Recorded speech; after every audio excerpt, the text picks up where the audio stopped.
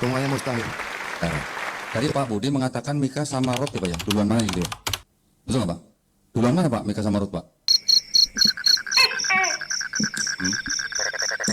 Coba kita nanti pastikan Pak ya, Rut itu tahun berapa, Mika tahun berapa?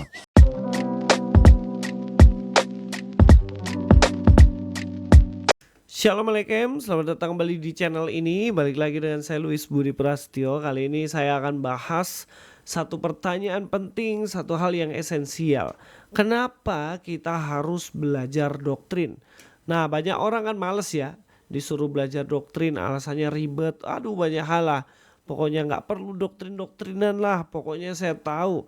Pokoknya saya rajin berdoa. Pokoknya saya rajin pergi beribadah, pokoknya saya rajin melakukan banyak hal ya, nggak penting lah itu belajar doktrin. Nah, tapi hari ini kita mau bahas ini, kita mau lihat seberapa penting sih sebenarnya kita itu belajar doktrin Kristen. Nah, kita akan mulai saja pembahasan ini dan kita akan lihat seberapa penting dan jauhnya kita belajar doktrin. Sebenarnya ada beberapa hal yang harus kita tahu terlebih dahulu ya, doktrin. Apa sih sebenarnya doktrin itu? Ya inilah ya yang saya katakan tadi, bahwa ketika kita belajar doktrin itu kadang-kadang itu membuat kita paling apa ya? Duh, ngapain sih belajar itu? Itu kan ribet banget gitu kan.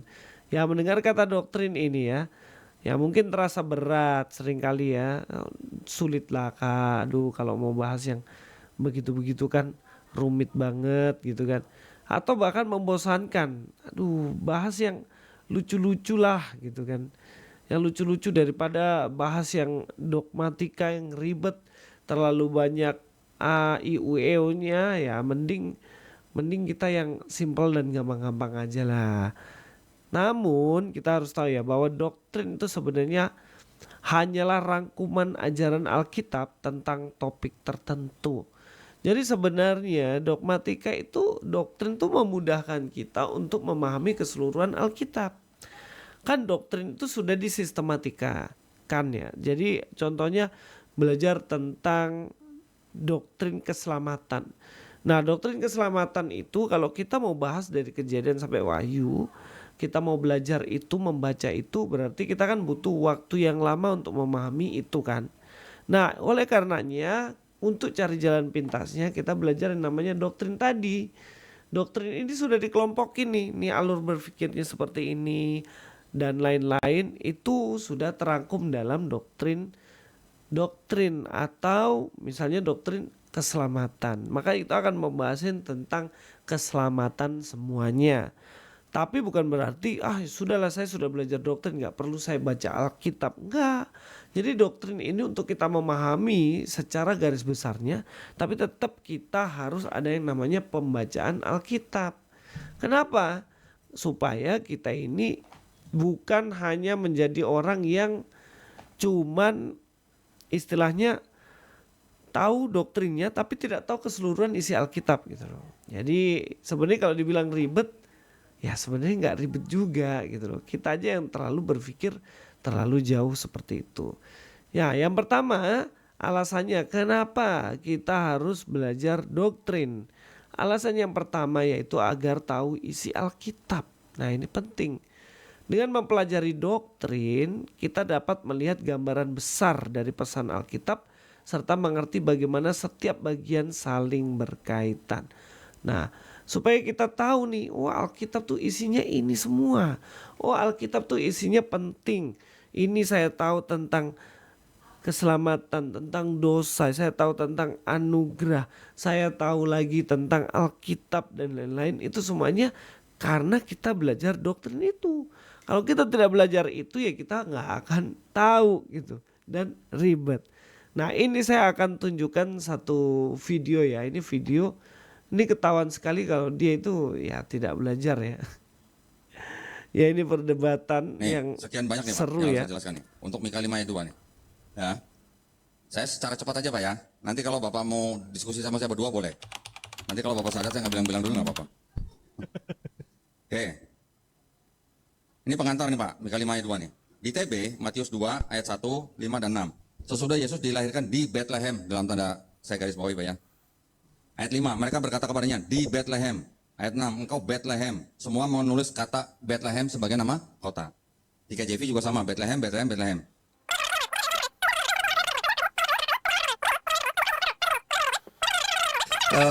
Tadi sebelum break Pak Dondi membaca panjang lebar yang saya sama sekali tidak ngerti apa yang dimaksudkan ya.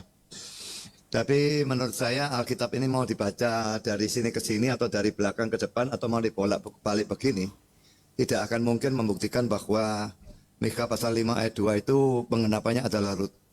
Karena Rut itu 500 tahun sebelumnya Nabi Mika. Nubuat tidak pernah menunjuk ke belakang. Dan juga tadi sudah saya katakan itu semua bentuk maskulin. Bagaimana mungkin maskulin menunjuk pada Rut? Lalu dikatakan penguasa. Kapan Rut jadi penguasa? Lalu juga permulaannya sejak dunia belum dijadikan atau apapun. Bagaimana itu bisa berlaku untuk Rut? Semuanya mustahil. Tadi Pak Budi mengatakan Mika sama Rut ya Pak ya? Duluan mana gitu ya? Betul nggak Pak? Duluan mana Pak Mika sama Rut Pak? Rut itu nenek moyangnya Daud. Iya, duluan mana Pak saja Mika sama Daud? 1000 tahun sebelum Masehi. Sedangkan Mika itu 700 sebelum Masehi. Rut berapa Pak? Daud saja 1000 tahun sebelum Masehi. Mika itu 700 sebelum Masehi. Jadi Daud saja jauh lebih dulu daripada Mika. Lah Rut ini nenek moyangnya Daud. Nenek buyutnya kalau saya tidak salah. Jadi mungkin sekitar 1100 1200 sebelum Masehi. Berarti sekitar 4 atau 5 abad sebelum Mika.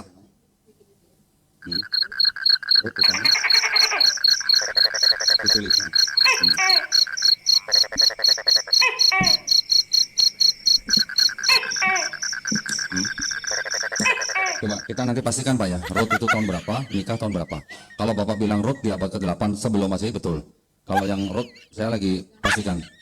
Yang Mika, Mika abad ke-8.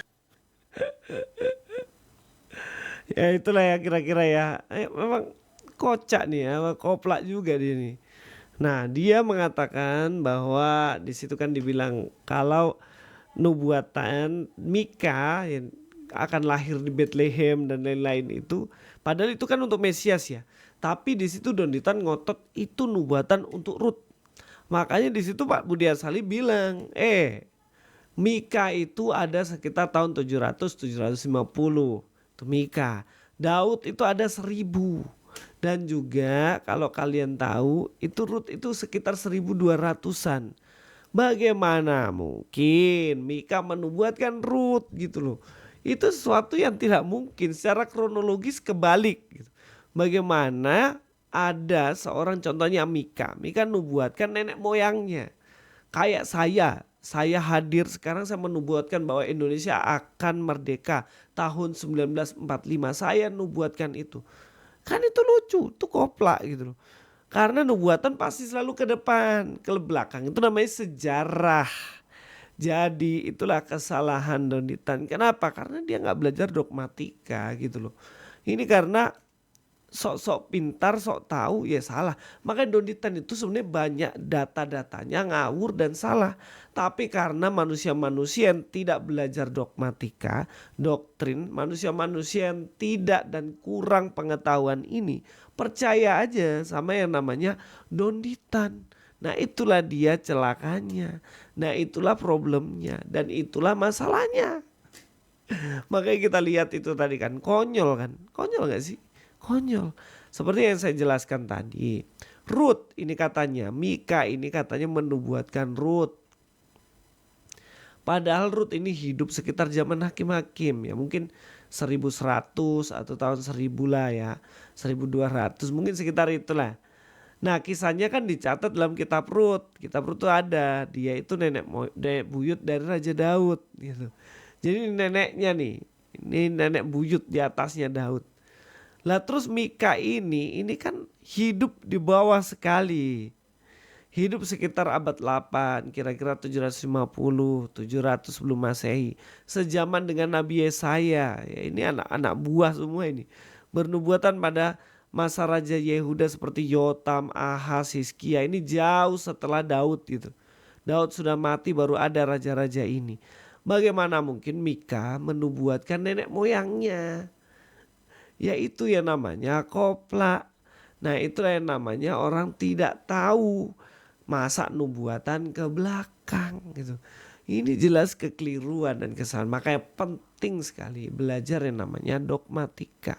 Belajar yang namanya doktrin. Itu penting. Yang kedua jelas agar tidak terombang-ambing. Supaya nggak terombang-ambing. Nah, tanpa pemahaman doktrin yang kuat, kita itu mudah goyah. Saat menghadapi ajaran-ajaran baru yang terdengar menarik, tapi melenceng dari kebenaran Alkitab. Doktrin adalah jangkar bagi kapal iman kita. Jadi kapal ini supaya tidak mudah terombang-ambing, ya kita harus punya dan belajar baik-baik soal doktrin tadi. Nah teman-teman, kenapa ya banyak orang kemudian mualaf? Kenapa banyak orang kemudian gampang sekali ditipu sama yang namanya dunditan? Ya simpelnya nih. Simpelnya karena tidak punya dasar atau jangkar yang kuat. Tidak pernah belajar doktrin, tidak pernah belajar Alkitab dengan baik-baik. Sehingga ketika ada tipuan dia tidak tahu bagaimana cara menjawab. Dia tidak tahu bagaimana cara bisa membalas jawaban tersebut ya. Sesimpel itu gitu loh. Makanya kenapa ya teman-teman, kita itu harus belajar loh. Walaupun doktrin bilang itu anak teologi aja. Tidak. Itulah kenapa channel ini ada, TikTok ini ada untuk memfasilitasi teman-teman supaya teman-teman bisa belajar doktrin tanpa masuk ke ruang-ruang teologi, tanpa masuk ke sekolah teologi. Mari ikutin terus live saya, kita akan belajar Alkitab, kita akan belajar doktrin. Ya, seperti itu kira-kira teman-teman jauh ke depan. Makanya di episode pertama ini saya buka alasannya apa sih? Kenapa kita harus belajar doktrin? Ya, kita lanjutkan ya. Nah, yang selanjutnya mengenal Tuhan dengan benar. Supaya kita mengenal Tuhan dengan benar. Bagaimana kita bisa mengasihi seseorang yang tidak kita kenal? Doktrin membantu kita memahami karakter Tuhan, kasih-Nya, keadilannya, Tritunggal dan karya keselamatannya.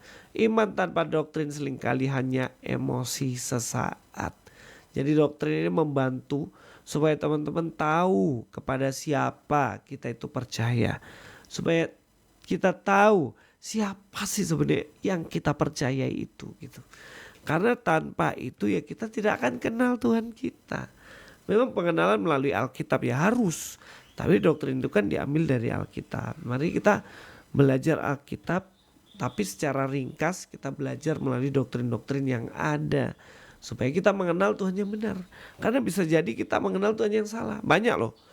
Banyak gereja yang hanya mengenal Yesus sebatas Yesus yang menyembuhkan orang sakit. Sebatas Yesus yang hanya memberikan berkat, kekayaan. Yang memberikan popularitas, kejayaan. Enggak. Itu hanya wahyu umum yang semua orang bisa mendapatkannya kalau semua orang itu kerja keras. Tetapi Yesus yang kita harus kenal adalah Sang Juru Selamat yang memberikan wahyu khusus yang membuat orang pada akhirnya selamat dari hukuman neraka gitu loh. Jadi seperti itu. Yang selanjutnya yaitu menjawab pertanyaan-pertanyaan dunia atau orang-orang yang tidak mengenal Tuhan. Dunia akan bertanya, kenapa Tuhan mengizinkan penderitaan? Atau apakah semua agama sama? Doktrin memberi kita kerangka berpikir untuk menjawab tantangan zaman dengan logis dan alkitabiah. Ya dalam konteks kita orang tanya, Yesusmu emang Tuhan? Memangnya Yesusmu itu Tuhan? Memangnya banyak orang yang percaya kepada Kristen? Buktinya orang Yahudi aja ternyata mereka menolak Kristen kok bla bla bla dan banyak hal. Jadi teman-teman ini membantu kita untuk bisa menjawab, bisa berapologet, bisa memberi jawaban ketika orang mempertanyakan iman kita. Makanya kenapa ya penting sekali untuk kita belajar apologetika, belajar Alkitab, dogmatika dan doktrin ini. Yang selanjutnya teman-teman, kita akan belajar doktrin ini dengan baik.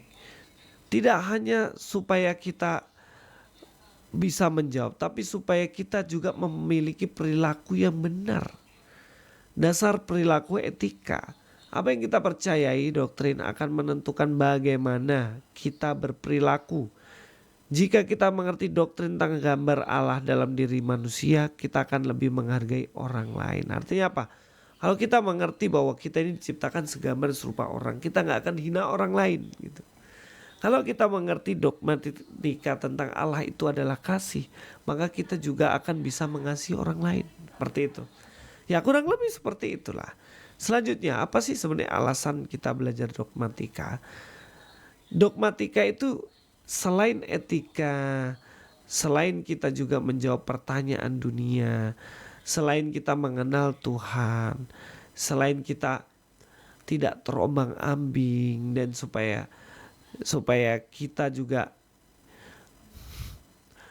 tahu isi Alkitab dan lain-lain, supaya kita juga bisa membawa orang-orang di sekitar kita yang tidak mengenal Tuhan mengerti, memahami, mengenal tentang Tuhan kita, keselamatan dalam Tuhan kita. Penginjilan melalui media sosial itu penting. Kalau kita menginjili tanpa doktrin yang kuat, ya kita akan sembarangan ngomong gitu loh. Bisa-bisa kita bilang oh Trinitas tidak penting dan lain-lain gitu. Nah, inilah pentingnya kita belajar dogmatika. Mungkin ini saja yang saya bisa sampaikan. Sampai ketemu di live berikutnya. Luis Budi Prasetyo sini. God be with you all.